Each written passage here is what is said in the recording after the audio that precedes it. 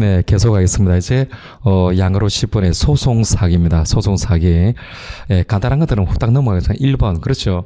저것적 소송 당사자인 원고뿐만 아니라 방어적 위치에 있는 피고도 소송 사기 주체가 될 수 있죠. 그다음에 네, 2번 판례도 기본수대 보는 거죠. 대가로 1번. 자기에게 유리한 판결을 얻기 위하여 소송상의 주장이 사실과 다름이 객관적으로 명백하거나 증거가 조작되어 있다는 점을 인식하지 못하는 제3자를 이용해가지고 그로 하여금 소송을 제기하게 하는 거잖아요. 소송 당사자가 대개하고 법원을 기망하여 소송 상대방의 재물 또는 재산상 이익을 취득하려 했다면 네, 간접전범 형태에 의한 소송 사기도 성립하게 되죠. 간접전범. 즉 원고를 도구처럼 이용해가지고 서로 제기하게 하는 겁니다. 원고는 소송 사기 고의가 없는 겁니다. 가능하다. 기본수도 본 거고. 마찬가지로 대가로 2번이죠. 예, 갑이 존재하지도 않는 이사에 관한 내용까지 부과해서 위조한 을명의 차용증을 바탕으로 그죠? 실제로 을로부터 받을 돈은 없습니다. 그런데 을에 대한 차용금 채권을 병에게 양도합니다. 그럼 병은 을에 대한 채권을 양수받았다라고 믿고 있죠. 그런데 이러한 사정을 모르는 병으로 하여금 을을 상대로 양수금 청구 소송을 제기하는 거잖아요. 이게 화살표 사기 미수 간접전범이 됩니다. 그러면 원고 제 병입니다. 병은 자기가 채권을 양수했다고 믿고 있으니까 허위 주장과 입증으로 법원을 기망한다는 고의가 없잖아요. 따라서 실제로 소송을 제기했던 병은 사기 미수죄를 구성하지 않습니다. 고의가 없으니까. 근데 이걸 누가 시켰나요? 갑이 병을 이용한 거잖아요. 원고가 아닌 갑이. 갑은 처벌되지 않는 원고 병을 도구처럼 이용해가지고 재산상 이익을 얻으려고 했던 겁니다. 그래서 화살표 네, 간접전범이 성립합니다. 이런 것은 기본수대 본 거고. 그리고 3번 판례. 그렇죠. 소송 사기죄가 성립하기 위한 피기망자인 법원의 재판도 종류가 너무 많잖아요. 요거 피해자의 재산적 처분 행위에 가름하는 내용과 효력이 있는 판결을 얻어내야만 됩니다. 이게 기본이긴 하죠. 그러니까 법원을 속이는 데 성공하기만 하면 소송 사기죄가 바로 성립하는 게 아니고 적어도 피해자의 재산적 처분 행위에 가름하는 내용과 효력이 있는 판결을 얻어내야만 된다는 거. 여기서 이제 4번, 5번, 6번 판례들이 나오잖아요. 기본수도 한 거지만 간단하게 보겠습니다. 4번. 먼저 키워드 먼저 잡죠. 피고인의 타인 소유 부동산에 대해서 그 다음에 밑줄 한번 쭉 꺼놓습니다. 아무런 권한이 없는 사람을 상대. 그리고 아에다가 동그라미 하면 되죠. 아무런 권한이 없는 사람을 상대로 소건 확인 등 소송을 제기합니다. 그럼 우리가 한번 생각해 볼까요? 여러분들이 그렇죠. 이 학원이죠. 학원 요 땅이 있습니다. 부지. 요 땅을 욕심을 냅니다. 소송을 통해서 여러분들이 취득하려고. 그러면 누구를 상대로 소송 제기해야 됩니까? 이 토지 소유자로 등기된 사람 상대로 소송 제기해야 됩니다. 근데 여러분들이 누구를 상대로 소송 제기했느냐? 지금 옆에 앉아있는 친구를 상대로 소송 제기합니다. 해가지고 이 소송에서 승소 판결을 받고 확정되어도 이 땅이 여러분 것이 되는 겁니까? 이 판결의 기판력이 진정한 토지 소유자에게 미칩니까? 안 미칩니까? 안 미칩니다. 왜? 진정한 토지 소유자는 이 소송이 있었다는 사실조차도 모르고 이 소송에서 방어할 수 있는 기회조차 갖지 못했던 겁니다. 그런데도 이 확정 판결의 기판력을 받아가지고 너 땅 아냐? 이렇게 말이 안 되죠. 따라서 간단하게 아무런 권한이 없는 사람을 상대로 소송 제기해서 이겼다 하더라도 사기죄가 성립하지는 않습니다. 그래서 화살표 사기죄 불성립이 됩니다. 넘어갑시다. 그래서 4, 5, 6이 세트 메뉴죠. 5번 피고인이 타인과 공모해가지고 그 다음 키워드는 공모자 상대죠. 공모자 상대 공에다가 동그라미 합니다. 그리고 6번 판례에서는 피고인의 재소가 키워드 작업됩니다. 사망한 자 상대의 사에다가 동그라미 합니다. 사에다가. 그러면 5번 판례 이거 설명 안 해도 되죠. 기본 세트 보는 거니까. 좀 봅시다. 한번 그냥 간단하게. 피고인은 타인과 공모해서 공모자 상대로 소송 제기합니다. 봅시다. 한번 또 기억도 살려드린가. 지금 이 을이 있습니다. 을 소유 X 상가가 있죠. 근데 이제 네, 채권자들입니다. 돈을 안 갚으니까 을 소유 상가를 압류하고 경매 신청해서 돈 받아가려고 하는 겁니다. 근데 을은 이 X 상가를 빼앗기기 싫죠. 강제집행 당하기 싫습니다. 그리고 어떻게 나요? 친구를 찾아갑니다. 값. 그래서 얘기하는, 야, 친구야. 잘못하면 이 X 상가 뺏기게 됐다. 그래서 말인데, 이걸 네 이름으로 등기를 해놓으려고 하는데, 내가 네 이름으로 바로 등기를 하면 얘들이 안 믿지 않느냐. 왜? 강제집행 면할 목적으로 허위 양도했다. 이게 눈에 보이니까. 그래서 가장 좋은 게 뭡니까? 사람들의 법 지식이 높아지죠. 단순히 명의신탁 뭐 이렇게 안 합니다. 바로 확정 판결의 기판력을 이용하려고 하는 겁니다. 왜? 확정 판결이 있으면 재심에 의하지 않아야 하는 한 깨어질 수 없으니까. 그러니까 을이 갑한테 부탁했고 갑이 알았다. 내가 이를 상대로 소송을 제기할게. 얘가 일부러 져주려고 하는 겁니다. 그래서 갑이 법원에다가 소 제기합니다.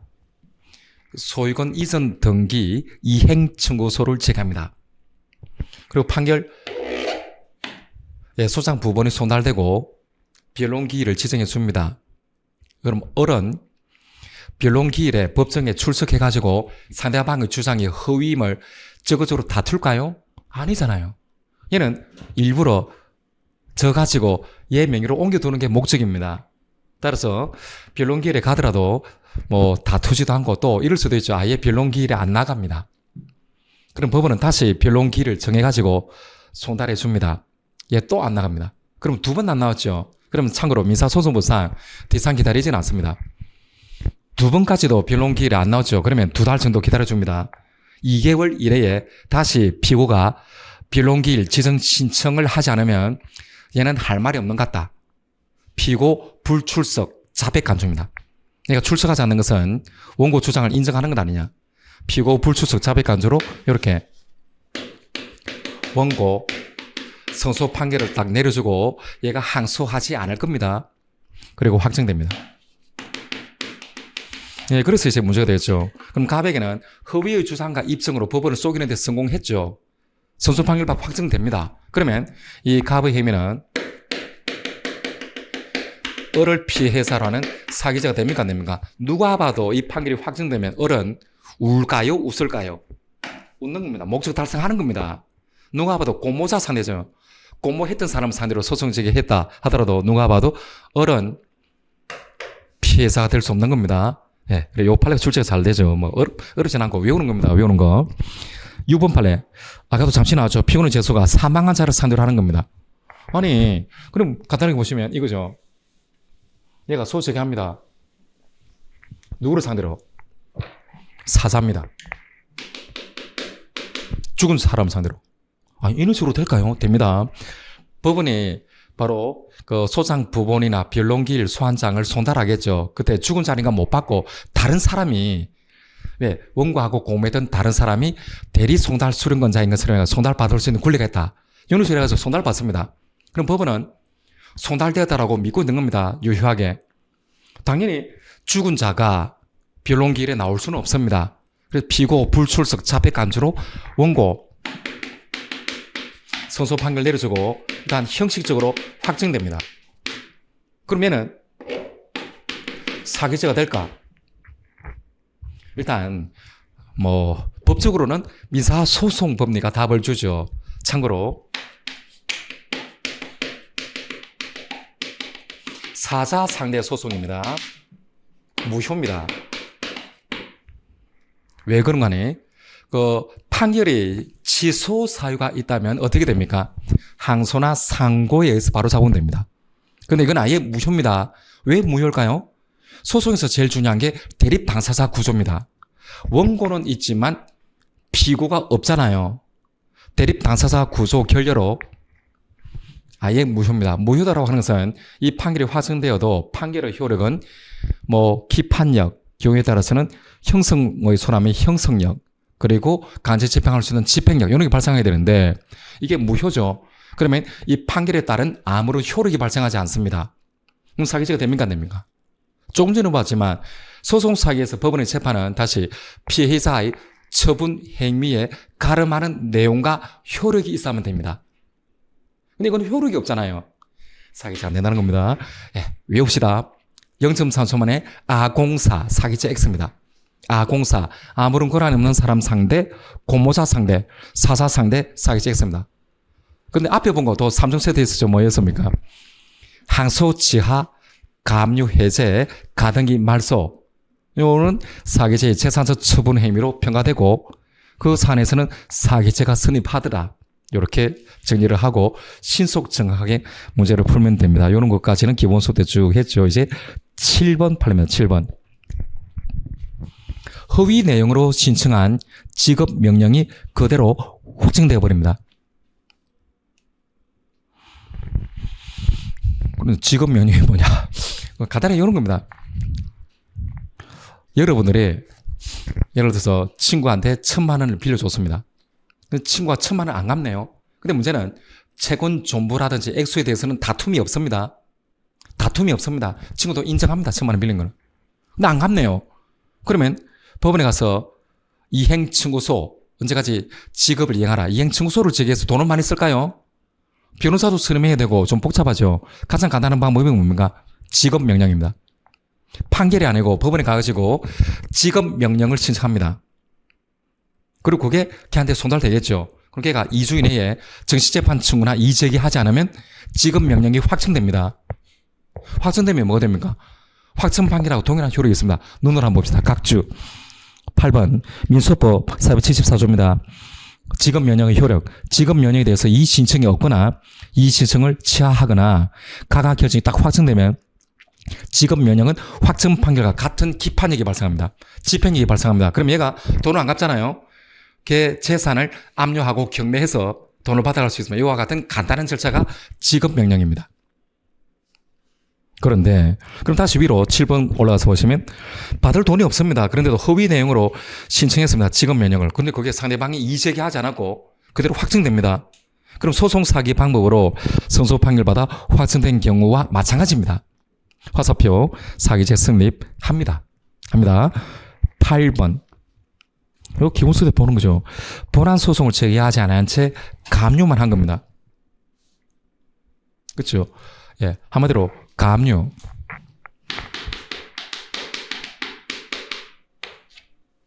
이 가가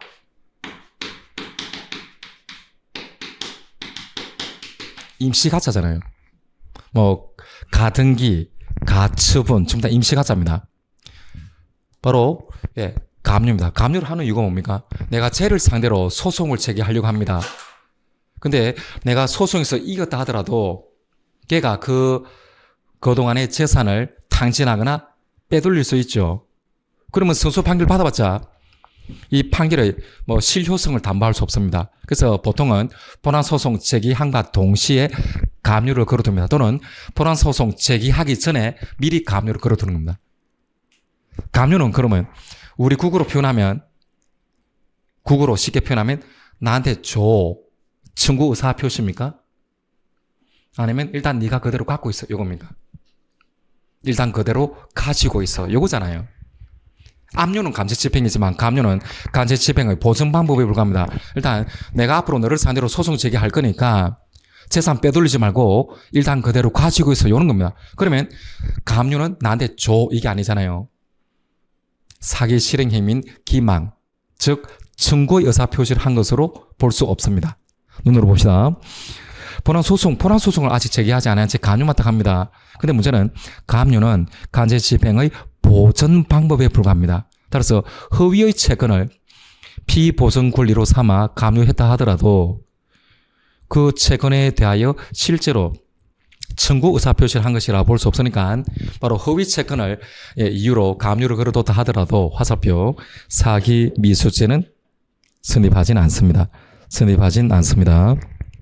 그리고 10번 쓱 보시면 허위 내용으로 지급명령을 신청하여 법원을 기망한다는 고의가 있는 경우 법원을 기망하는 것은 반드시 허위의 증거를 이용하지 않더라도 당사자의 주장이 법원을 기만하게 충분한 것이라면 기망이 되고 소송 사기가 성립할 수 있죠. 그렇죠. 또 기본소 됐죠. 그래서 소송에서 제일 중요한 게 일단 주장을 하는 것이고 이 주장을 뒷받침할 만한 증거가 있어야 됩니다. 근데 문제는 소송 사기죄가 성립하기 위해서는 반드시 허위의 증거를 이용할 필요까지는 없습니다. 당사자의 주장이 법원을 속이기에 충분하다면 소송 사기죄에서의 적극적인 기망이 된다는 겁니다. 그 다음 11번 상대방에게 유리한 증거를 제출하지 않거나 상대방에게 유리한 사실을 진술하지 않은 행위만 가지고는 소송 사기의 기망이 된다고 볼 수는 없죠. 그렇죠. 민사소송은 형사소송보다 당사자 대립 구조가 확립되어 있습니다. 그래서 내한테 유리한 것은 내가 수집 제출해야지 굳이 내가 내한테는 불리하고 쟤한테 유리한 것을 진술하거나 증거를 제출해야 됩니까? 그건 걔가 해야 되는 겁니다. 따라서 굳이 상대방에게 유리한 증거를 제출하지 않는다. 그만 가지고는 소송 사기죄 성립을 쉽사리 인정해서는 안 됩니다. 그 다음 12번 기본적인 내용에서 원고의 경우 소장 제출 시, 즉 소제기 시에 실행차소가 인정되고 피고의 경우 허위 내용 서류를 증거로 제출하거나 그에 따른 주장을 담은 답변서 또는 준비 서면을 제출할 때 소송 사기 실행차소가 인정되고 그 다음 13번 이것도 은근히 출제가 되긴 하죠. 제소자가 상대방의 주소를 허위로 기재함으로써 허위 주소로 소송 서류가 송달되어 상대방 아닌 다른 사람이 그 서류를 받아 소송이 진행됩니다. 그러면 원고의 경우 소를 제기하면 실행차소가 있고 소장의 유효한 송달까지 요하지는 않습니다. 그래서 화살표 사기 미수죄 성립합니다. 이게 무슨 말이냐?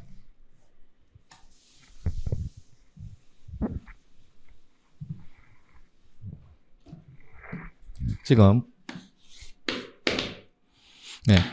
갑이 이렇게 소 제기합니다. 법원에다가. 근데 문제는 얘가 허위 주소, 피고 주소를 허위로 기재합니다. 그리고 소장 부분을 송달할 때 바로 다른 사람이 받는 겁니다. 피고 아닌 제3자가 그렇죠.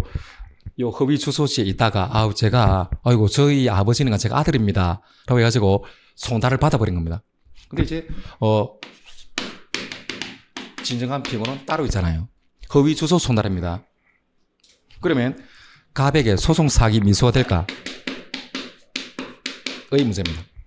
실행사수를 인정할 수 있을까? 지금 요 그림을 보게 되면 피고에게 소장 부분이 송달되지는 않았죠. 그러면 여기서는 소송 계속이 발생합니까? 안 합니까? 일단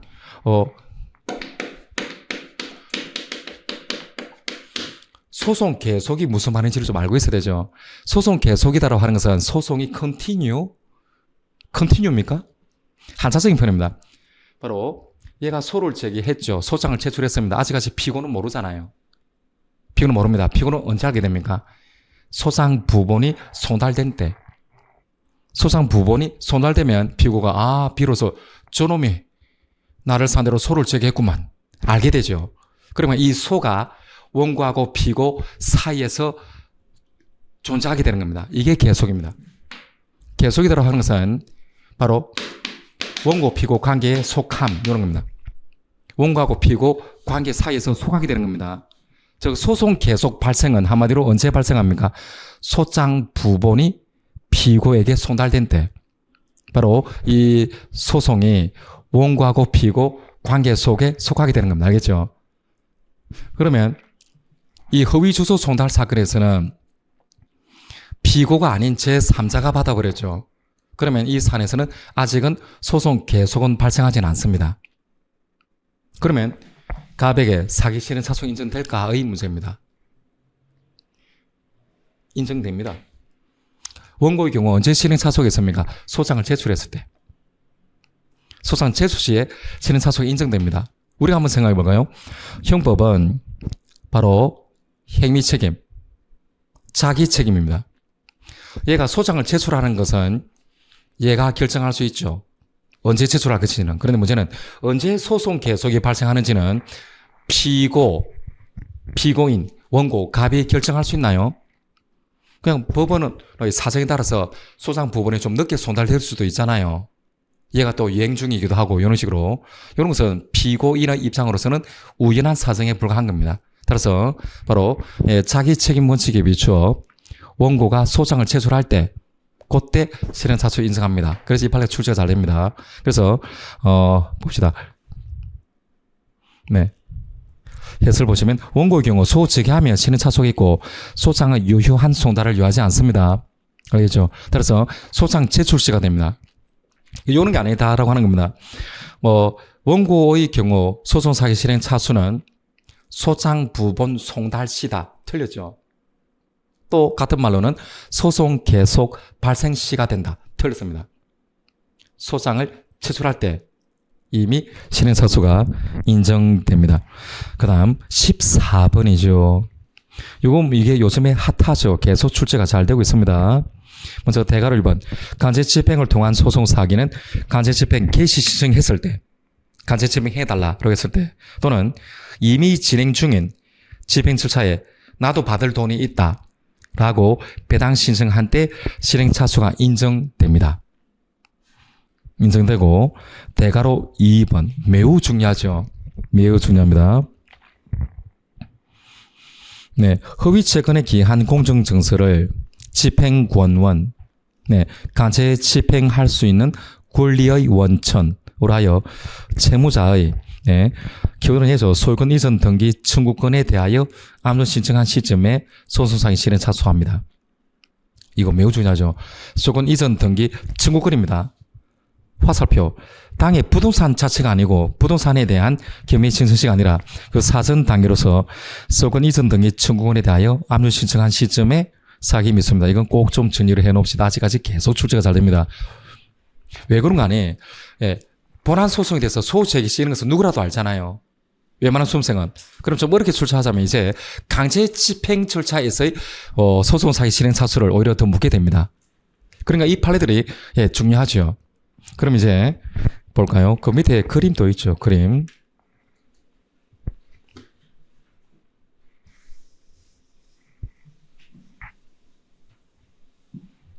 네. 부동산에 관한 권리 이전 청구권에 대한 강제 집행 순서는 이렇게 쭉 진행됩니다. 이렇게 진행됩니다. 뭔 말인지 모르겠다. 그냥 이렇게 한번 봅시다. 이렇게. 우리 한번 볼까요?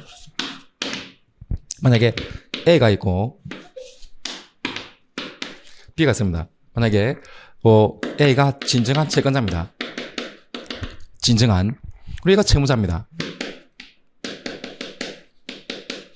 얘한테 돈을 주하면 됩니다. 그러면 채권자인 A로서는 혹시나 채무자가 돈을 갚지 못할 때를 대비해가지고 강제 집행할 수 있는 재산이 있나 없나 찾아보게 되죠. 이런 것을 보통 민법에서는 채무자의 책임재산이라고 합니다. 책임재산. 채권자 입장에서 나의 채권을 책임져 줄 수 있는 재산이 있나 없나 찾아보는 겁니다. 마침 좋은 게 있네요. B가 지금 예를 들어서 요 C 소유 X 토지가 있습니다. X 토지입니다. 매매 등을 이유로 또는 여러 가지 이유로 B가 C로부터 이렇게 이 부동산에 대한 소유권 이전 등기 청구권이 있다는 겁니다.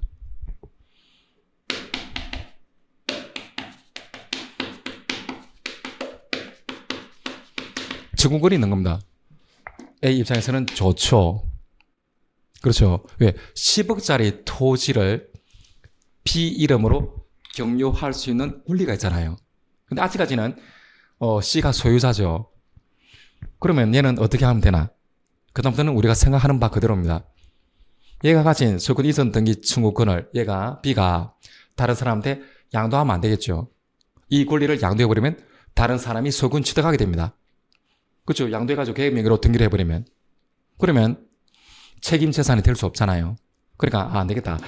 네가 가진 소유권 이전 등기 청구권을 함부로 양도하지 마라. 압류를 하는 겁니다. 등기 청구권에 대해서 압류 신청하는 겁니다. 압류는 처분 금지입니다. 압류 딱 하고 어떻게 하는 겁니까? 그리고 세월이 지나면 뭐 압류 신청하고 이후에 C에서 B 명의로, 두 번째 C에서 B 명의로 이전 등기가 되겠죠. 그러면 이제는 B가 S 토지의 소유권을 취득하게 됩니다. 그러면 그는 완전히 책임 재산이 되잖아요. 그 다음에 어떻게 하면 됩니까? A가 이 부동산 요거 3번 채무자의 책임 재산으로 기소된 이 X 토지에 대해서 부동산 자체에 대한 경매 신청해가지고 그죠 경락인이 낙찰받고 법원에다가 경락대금을 완납하겠죠. 그럼 법원은 배당표를 작성해가지고 A에게 돈을 주게 되는 겁니다. 이런 식으로 이루어지게 되겠죠. 그래서 이런 식으로 방금 그림을 채무자의 부동산에 관한 소유권 이전 등기 청구권에 대한 압류 신청하고 그 다음에 부동산을 채무자의 책임 재산으로 기소시키고 그 다음에 부동산 자체에 대한 경매 실시하고 그 다음에 매각대금으로 채권 만족을 위하는 겁니다. 이렇게 쭉 진행됩니다. 그런데 문제는 이제 이 사건으로 넘어오게 되면 A는 받을 돈이 없는 겁니다. 허위 채권자입니다.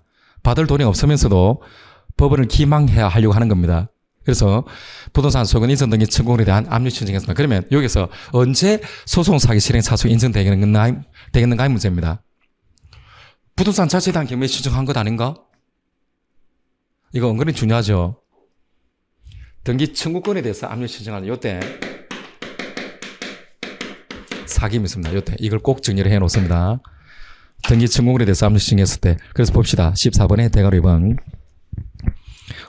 화살표 당의 부동산 자체가에 대한 경매 신청 시가 아니고 그 이전 단계로서 소유권 이전 등기 청구권에 대하여 압류 신청한 시점에 실행 차수가 인정됩니다. 사기야. 은근히 추측이 잘 되고 있습니다. 그래서 제가 말씀드렸죠. 이런 게 좀 헷갈린다. 그러면 언제 소송 사기 실행 차수 인정되는지 잘 모르겠다 싶으면 법원에 대해서 최초의 의사 표시했을 때, 최초의 액션을 취했을 때, 법원에서 최초 액션은 등기 청구권에 대해서 압류 신청했을 때입니다. 이게 맨 먼저 법원에 대해서 어떤 액션을 취한 거잖아요. 이때 실행 차수가 있다. 이렇게 정리를 하시면 됩니다. 마찬가지로 15번입니다. 15번. 진정한 임차권자가 아니면서 허위 임대차 계약서를 법원에 제출하여 임차권 등기 명령을 신청한 겁니다. 여기서 이제 임차권 등기 명령에 대해서 한번 가볍게 말씀을 드려야만 될 것 같습니다.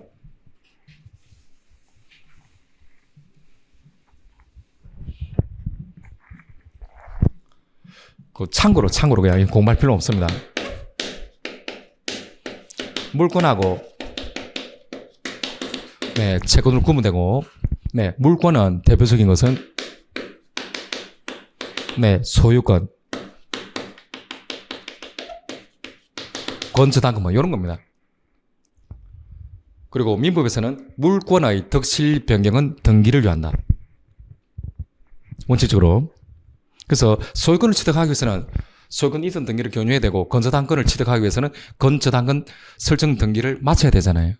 등기가 필요합니다. 채권은 등기가 필요 없습니다. 채권은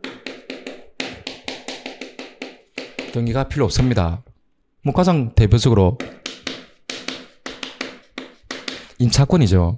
여러분들이 서울 신림동 이 동네 와서 원룸에 이제 살면서 등기 안 하잖아요. 전입신고만 하면 되고.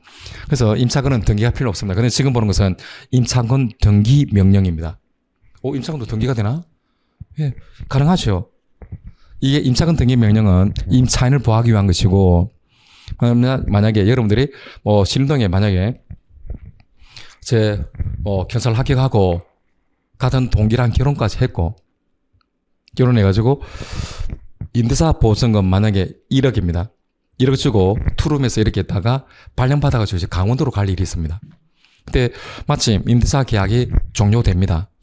그러면 집주인이 임대차 보증금 1억을 줘야 되잖아요.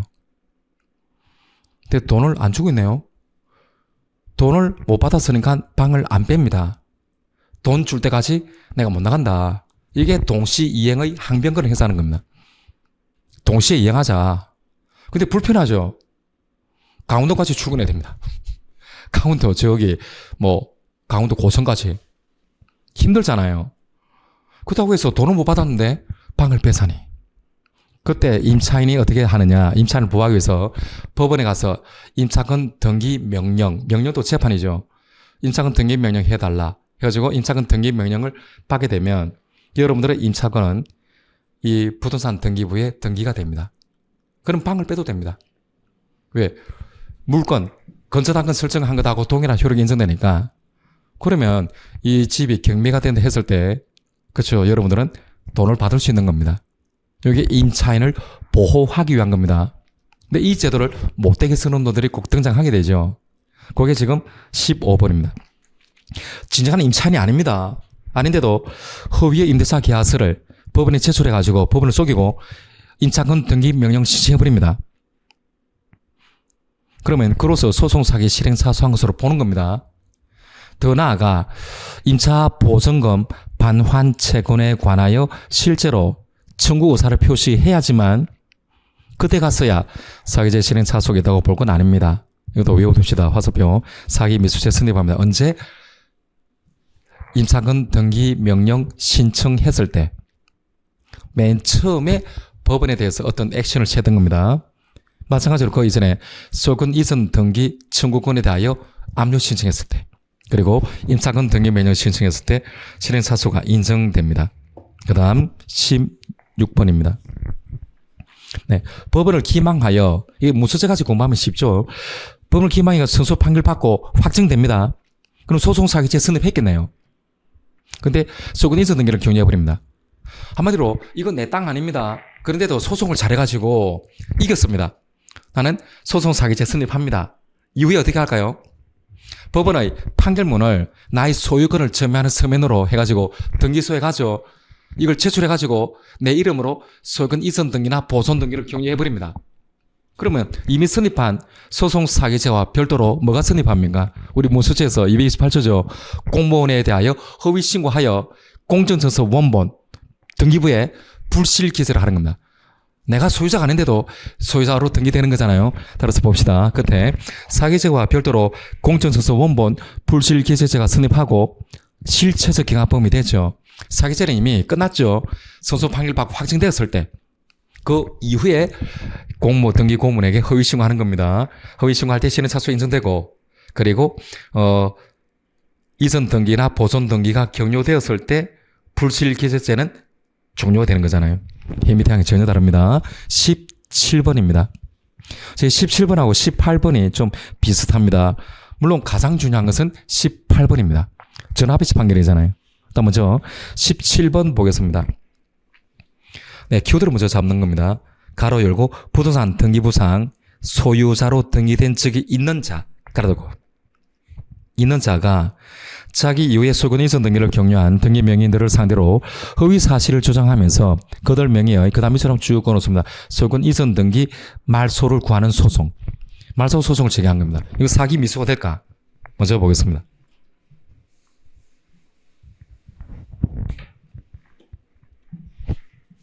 우리 한번 생각해 볼까요?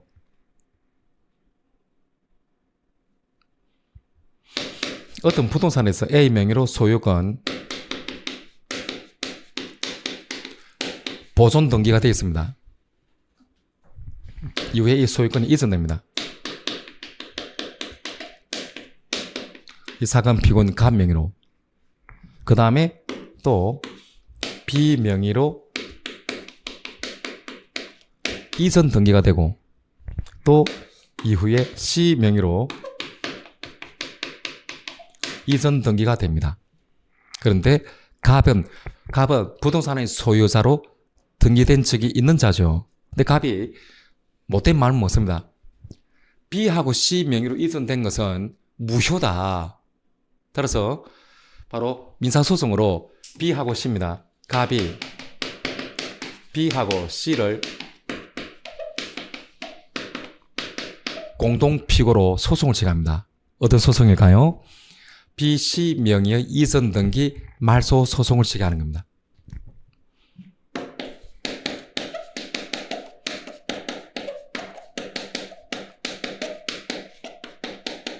소건 이전 등기 말소 소송을 제기하는 겁니다. 허위 주장을 하는 겁니다. 그럼 이거 사기 미수가 될까? 사기 실행 차소가 인정되겠는가? 이 문제입니다. 핵심은 네, B, C 명의 이전 등기 핵심이겁니다. 말소 소송입니다. 말소 소송은 나한테 줘와 같은 이행의 소입니까? 아니면 지워라 형성의 소입니까? 이런 게 형성의 소입니다. 나한테 달라 그게 아니잖아요. 이거는 지우라는 겁니다. 소송법상 이행 청구소가 아니고 형성의 소가 됩니다. 일정한 법률 상태나 사실관계를 형성하겠다는 겁니다. 형성소입니다. 그냥 지우라는 거잖아요. 그럼 이거 소송사기 실행행위인 기망 나한테 줘라고 하는 겁니까? 아닐 것 같잖아요. 왜? 그냥 지우라 이것이 나한테 줘라고 이행 청구의 소를 제기한 건 아닙니다. 근데 가만히 한번 봅니다. 일반적으로 말소 소송만 가지고는 지우라는 것이지 나한테 줘 그게 아니잖아요. 근데 이거 한번 가만히 생각해 봅니다. 이미 갑은 부동산의 소유자로 등기된 적이 있죠. 자기 이후에 소유권을 취득한 B하고 C를 공동 피고로 말소하라는 겁니다. 그러면 이 말소 소송이 인용이 되면 어떤 결과가 발생합니까? 바로 B 명의 이전 등기가 말소되고 C 명의 이전 등기도 말소되겠죠. 그럼 이 부동산의 소유자는 누가 되는 겁니까? 갑 명의가 회복되는 겁니다. 알겠죠? 그래서 형식적으로는 말소 소송이지만 실질은 나한테 줘 이거랑 마찬가지입니다. 알겠죠? 예를 들어서 이거 화살표 사기 미수죄 승리가 인정됩니다. 이것도 한번 정리를 해둡시다. 그래서 키워드는 뭡니까? 부동산 소유자로 등기된 적이 있는 자 이게 반드시 출제할 때 표시가 될 겁니다. 알겠죠? 그래서 말소 소송과 같은 형성의 소를 제기해도 실질은 청구 의사 표시를 한 것하고 마찬가지로 평가됩니다. 예, 그게 17번이고 매우 필수적인 판례는 18번입니다. 전화치 판결로서 기존 입장을 바꾼 겁니다. 또 여러분도 문제 풀 때도 자주 보게 됩니다. 뭐 이렇게도 보고 또 모의고사 등을 통해서도 보고 계속 보는 거죠. 네. 피고도는 그와 공만자가 내가 토지 소유자다라고 허위 주장하면서 네, 소유권 보존 등기 명의사를 상대로 밑으로 쭉 끊었습니다. 보존 등기 말소 구하는 소송입니다. 이전 등기 말소가 아닙니다. 보존 등기 말소입니다. 이거는 보존 등기 말소. 방금 본 거는 이거죠. BC 명의 이전 등기 말소입니다. 근데 지금 보고 있는 것은 보존 등기 말소입니다. 시간 통해서 같이 보겠습니다.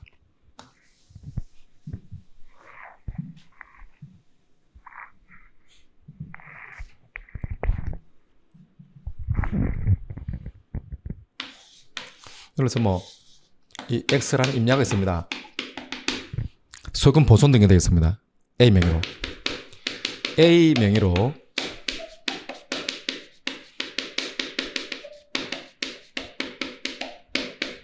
그 다음에 이전된 적이 없습니다. 이거 어떻게? 아까 부동산 등기 등에 관한 특별조치법에 따라가지고 6.25 전쟁 끝나고 이 법이 시행되고 그리고 A가 면사무소 가가지고 내 명의임을 확인해달라.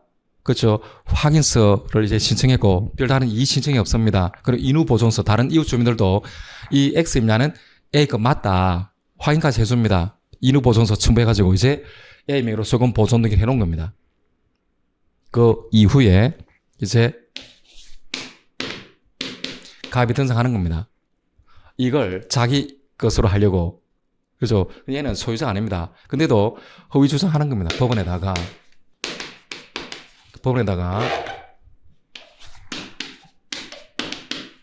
A라는 할아버지를 상대로 이건 내 거다. 내가 토지 소유자다.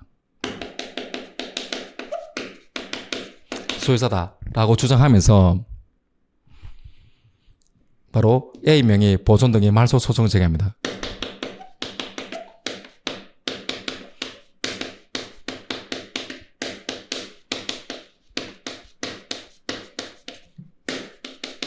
보존등기 말소 소송입니다. 그래서 소상 부분이 송달됩니다. 그리고 이 할아버지는 제대로 대응하지 않았던 겁니다. 왜? 옛날 사람들이 그렇잖아요. 내 건데, 아이고, 저 자식은 맨날 저렇게 욕심이 많아. 이렇게 해가지고. 알고 보니까, 그래서 할아버지는 막걸리만 먹고 저 막걸리에서 늘어져 자고 그렇게 합니다. 근데 얘는 철저하게 준비했잖아요. 그래가지고, 갑, 선소 판결 받고 확정되어 버립니다. 그럼 갑에게 소송 사기죄가 성립할까? 이게 다 도지는 겁니다. 전화식 판결입니다. 핵심은 보존등기 말소입니다. A를 상대로 이행청구서 나한테 이전해달라. 그게 아니고 보존등기를 지우라는 겁니다. 그럼 어떻게 됩니까? 이 소송이 그대로 인용이 되면 그 말 그대로 A 명의 소유권 보존등기가 말소되잖아요. 그러면 갑은 X 임야의 소유권을 취득합니까? 취득하는 게 아니잖아요. 그냥 A 명의 보존등기가 말소될 뿐입니다. 그래서 이 판례 이전에는 보존등기 말소 소송만 가지고는 범인이 소유권을 취득할 수 없기 때문에 소송 사기를 인정하지 않았던 겁니다. 그러다가 입장을 바꾼 겁니다. 바꿨습니다. 봅시다. 보존등기 말소 소송이고 사기죄 성립하느냐 볼까요? 그래서 판결문을 적여줘. 판결문의 첫 번째 주문입니다. 주문에서는 청구 소장의 청구 취지를 100% 그대로 옮겨줍니다. 100% 승소라면 주문은 이겁니다. A 명의 보존등기 말소하라.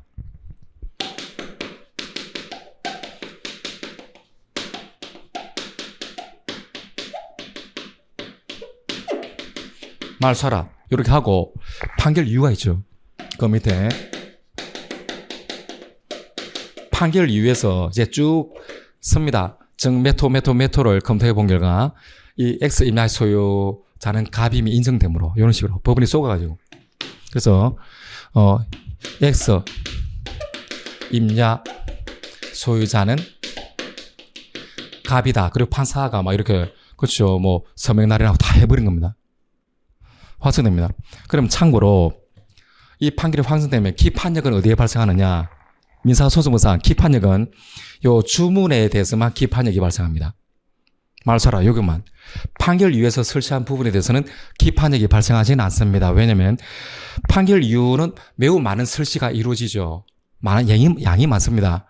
여기에 대해서 가지고 기판력이 발생한다 해버리면 기판력이 미치는 객관적 범위가 좀 불확실합니다. 알겠죠? 그래서 참고로 민사소송법상 기판력이 발생되는 지점은 주문입니다. 그냥 말소하라. 여기에 대해서만 기판력이 발생합니다. 그 다음에 다른 소송으로 이걸 다툴 수는 없는 겁니다. 확정되고 나면. 그래서 옛날 판례 입장은 판결 이유에서 X 임야는 갑이다, 소유자는 갑이다 한 부분에 대해서는 기판력이 발생하지 않는다는 겁니다. 그래서 보존등기 말소 소송만 가지고는 사기죄가 안 된다. 이런 입장이었는데 이제 입장을 바꾼 겁니다. 그럼 볼까요? 비록 X 임야 소유자는 갑이다. 기판력은 발생하지는 않지만 이 소송이 다 확정되죠. 그럼 갑은 어떻게 할까요? 이 판결 정본이 얘한테 송달됩니다. 그냥 이거 갖고 웃으면서 있을까요? 등기소 찾아갈까요? 등기소 갑니다. 가가지고 등기 공무원에게 일단 제출합니다. 그러면 부동산 등기법상 이 판결문을 자신의 소유임을 증명하는 문수로 보는 겁니다. 그러면 아니 판사가 이 X 임야가 얘 거다라고 판단해 줬잖아요. 그러면 형식적 신사권을 갖고 있는 등기 공무원이 아니요. 거 맞아. 이렇게 할 수 있나요? 없습니다. 따라서 등기 공무원으로서는 판사가 갑이 소유자를 했으니까 바로 A 명의 소유권 보존 등기를 말소해주고 갑 명의로 소유권 보존 등기를 해주게 됩니다. 알겠죠? 그럼 이제 얘는 소유권을 취득할 수 있잖아요. 그래서 이제는 소송 사기죄 성립을 인정을 하게 되는 겁니다. 하게 됩니다. 그래서 외워둡시다. 보존 등기 말소 소송을 제기해서 승소 판결을 확정받아도 소송 사기죄는 성립합니다. 그럼 이제 여기서 글쎄 한 요 정도 해도 될 것 같은데 좀 더 깊게 들어갈 수가 있습니다. 워낙 중요한 판례니까 좀 더 깊게 봅시다. 그럼 이렇게 되겠죠. 시간적으로 갑이 소 제기합니다. 보존 등기 말소 소송. 그리고 이때 승소 판결 받고 확정되겠죠. 그 다음에 어떻게 할까요? 판결문을 가지고 등기소에 가서 바로 등기소 가서 갑 명의로 소유권 보존 등기가 이제 결국 격려될 겁니다. 그럼 언제 소송 사기죄는 기소가 됩니까? 이때? 아니면 자기 명의로 등기를 끝마쳤을 때? 이때입니다. 원고의 경우 소송 사기 기소 시기는 승소 판결을 받고 그 판결이 확정된답니다. 그래서 이때 소송 사기죄는 기소되고 재산죄는 상태범이기 때문에 이때 사기죄는 종료됩니다. 그러면 그 다음 이걸 무슨 죄가 성립합니까? 갑은 알고 있죠. 내가 허위 주장으로 이겼다는 거. 갑은 X 임야의 진정한 소유자가 아님을 지도 알고 있습니다. 그럼 이건 뭐가 됩니까? 아까 말씀드린 것처럼 바로 등기 공무원에게 허위 신고하여 공정증서 원본에 불실 기재를 하도록 하는 겁니다. 그러니까 이게 공정증서 원본 불실 기재죄 그리고 및 동행사죄가 별도로 성립하는 겁니다. 그렇죠. 그리고 이 둘은 실체적 경합범이 되는 것이고. 그럼 여기서 이제 다시 한번 물어볼까요? 워낙 중요한 판례니까. 갑이 소송 사기로 편취한 것은 X라는 임야라는 물건입니까? 아니면 재산상 이익입니까? 물건입니까? 재산상 이익입니까? 알겠죠? 소송 판결 받고 확정돼도 A 명의 보존 등기가 말소될 뿐이고 아직 갑은 X 임야의 소유권을 취득하지는 않습니다. 소유권은 이때 취득하게 되겠죠.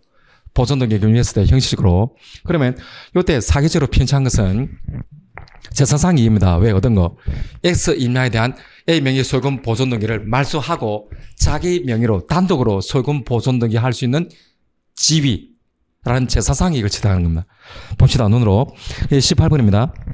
해설 보시면 그 소송에서 위 토지가 피고인 또는 그가 고만자 소임을 인정하여 보존 등기 말소 명하는 승소 판결을 받는다면 이에 터자가 언제든지 단독으로 상대방의 보존 등기를 말소시킨 후 위 판결을 부동산 등기법 소정의 소유권 증명하는 판결로 해가지고 자기 앞으로 소유권 보존 등기를 신청하여 등기를 마칠 수 있게 되므로 이는 법원을 기망하여 유리한 판결을 얻음으로써 대상 토지의 소유권에 대한 방해를 제거합니다. A 명의 보존 등기를 제거하고 그 소유 명의를 얻을 수 있는 지위라는 미주권으로서 재산상 이익 취득입니다. 재산상 이익을 취득하는 겁니다.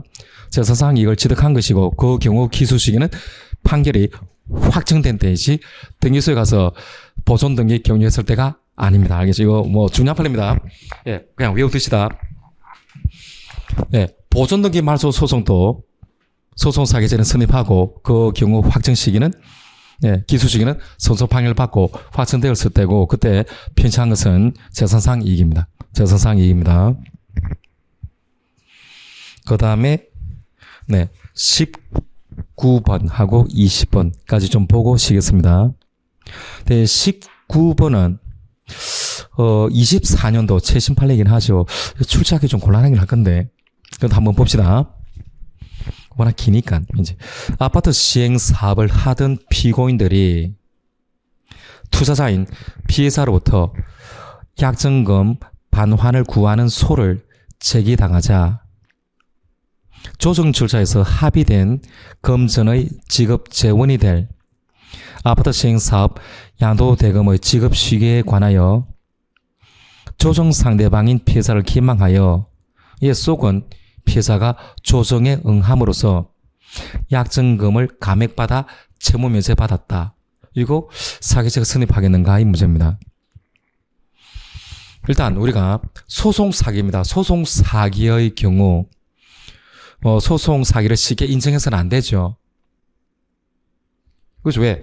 아니, 소송이다라고 하는 거, 민사재판 제도는 국민들의 권리 구제를 위한 겁니다. 권리 구제.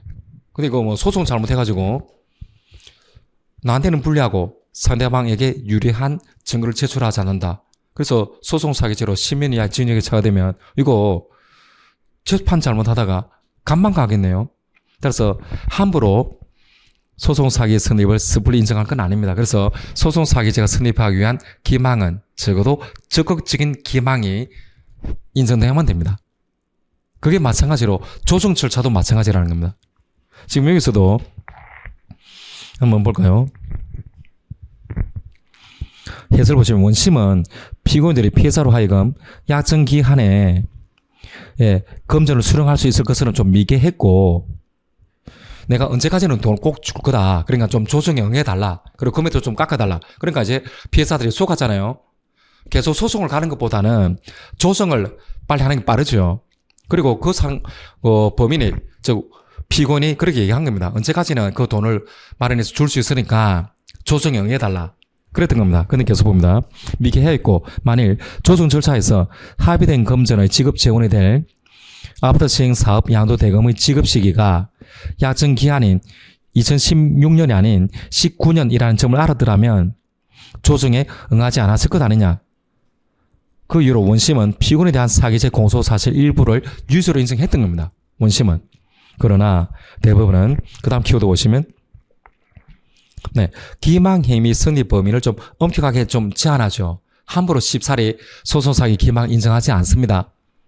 그 제한하는 소송사기에 관한 법리가 소송 절차에서 이루어지는 민사 조정에서도 마찬가지로 적용된다는 점을 최초로 이 판례에서 선언한 겁니다. 그래서 이 판례가 약간 의미가 있긴 있습니다. 조정 절차도 마찬가지로 엄격하게 인정하지 함부로 사기를 재선을 인정하지 않습니다. 그걸 봅니다. 최초로 선언하면서 피고인들이 민사소송의 조정 과정에서 피해자에게 아파트 시행 사업 양도 대금의 지급 시기를 제대로 설명하지 않았다는 사정만으로 바로 기망 행위가 성립하였다거나 그로 인한 손해가 발생했다라고 할 수 없다고 봐가지고 이와 달리 판단해서 유죄로 인정했던 원심을 파기환송한 사안입니다. 따라서 사기죄 불성립합니다. 그래서 이런 거 어떻게 출제할지는 좀 기다려봐야만 됩니다. 출제위원들이 어떻게 출제할 것인지는. 출제가 된다면 일단 첫 번째 키워드죠. 세 줄 정도. 세 줄에 두 번째 줄 끝에 조정 상대방이 피해자를 기망하여 조정에 응했다. 이런 거. 요 정도 조정에 응했다. 요 정도로 잡고 또 혹시나 추상적인 문장으로 출제하게 된다면 두 번째 키워드입니다. 기망행위 성립 범위를 엄격하게 제한하는 소송사기에 관한 법리는 소송 절차에서 이루어지는 민사조정에서도 마찬가지로 적용된다. 이렇게 추상적 문장으로 출제가 될 수도 있어 보이긴 합니다. 이렇게 되면 옳은 지문을 골라줍니다. 20번입니다. 20번이고 이미 기술되었잖아요. 24년도 판례인데 앞으로도 계속 출제될 겁니다. 봅시다.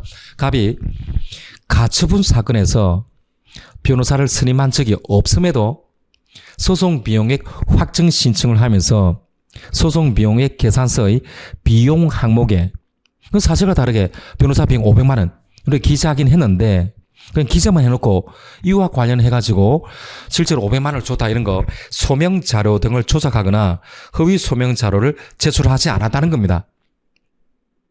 이거 사기죄 성립할까? 사기 실행 착수를 인정할까? 이 문제입니다. 그런데 소송 비용 확정 신청입니다. 그 밑에 설명이 쭉 있죠. 설명이 있고 한번 쭉 보겠습니다. 소송 비용 확정 결정 신청할 때 비용 계산서, 등본, 비용을 소명하는 데 필요한 서면 제출을 해야만 됩니다. 따라서 단순히 당사자가 실제 사실과 다른 비용액에 관한 주장 500만 원 줬다 이런 식으로 변호사한테 주장한 경우를 사기죄로 인정하는 것에는 신중해야 되고 소송 비용 중 당사자가 소송 기타 절차를 수행하기 위해서 법원에 납부하는 인지액 그리고 민사연합금 등 이른바 재판 비용은 관할 법원이 스스로 보존하고 있는 기록들이 있잖아요. 재판서 그리고 소송 기록에서 계산한 것이 예정되어 있고 그 다음입니다. 가로 열고 당사자가 소송 등 수행을 위해서 제3자에게 직접 지출하는 아까 변호사 비용이죠. 이 제출하는 이른바 그 다음 밑으로 쭉 꺼놓습니다. 당사자 비용은 신청인이 반드시 소명하여야 하므로 변호사 비용 500만 원 주다 이런 것은 반드시 지가 소명해야만 됩니다. 바로 소명해야 하므로 방금 보시면 소명 자료를 조작하거나 허위 소명 자료를 제출함이 없이 단지 실제 사실과 다른 비용에 관한 500만 원 줬다라고 아까 적어만 넣었죠. 주장만 하는 경우에는 아직 소명한 적이 없으니까 특별한 사정이 없는 한 법원을 기망했다라고 단정하기 어렵기 때문이다. 가로닫고. 그래서 화수표 이거 사기 미수죄 성립하지는 않습니다. 그래서 그러면 출제는 요 키워드 위주로 나오게 됩니다. 그렇죠. 두 번째 줄에 변호사 비용을 기재하긴 했는데 핵심은 이와 관련하여 요거죠. 소명 자료를 조작하거나 허위 소명 자료를 제출하진 않았다는 겁니다. 조금 전에 본 것처럼 당사자가 제출하는 비용, 당사자 비용은 반드시 소명해야지만 되는 거잖아요. 여기는 적어만 둔 겁니다. 주장만 했던 겁니다. 예, 적어적인 기망이다라고 볼 수는 없습니다.